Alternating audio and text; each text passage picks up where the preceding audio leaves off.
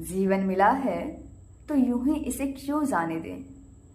जब हमें जन्म मिला है, मनुष्य होने मिला है, तो जरूर इसके पीछे कोई ना कोई रीजन होगी ना।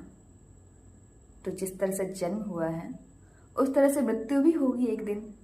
तो फिर मृत्यु और जीवन के बारे में हमें क्यों सोचना, ये तो कुदरत का खेल है ना।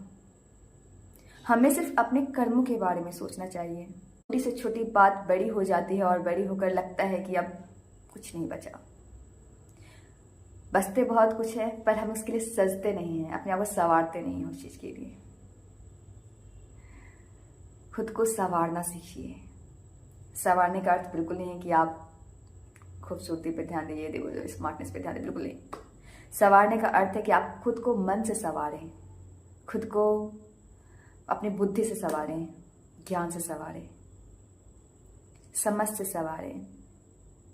आप ये देखकर खुश रहें कि आपसे ज्यादा कष्ट में कोई और है, आप उनसे थोड़ा कष्ट कम ले रहे हैं।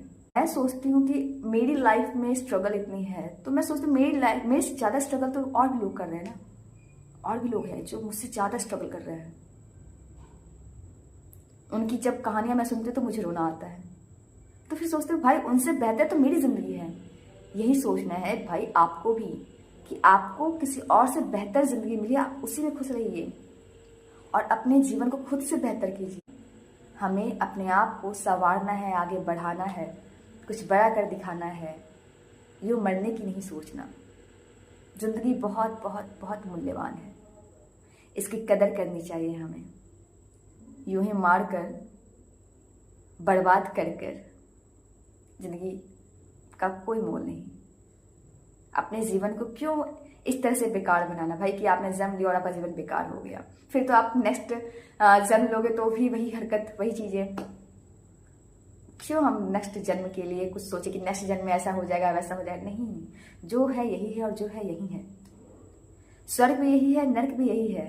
हमें यही भी सब कुछ करना है।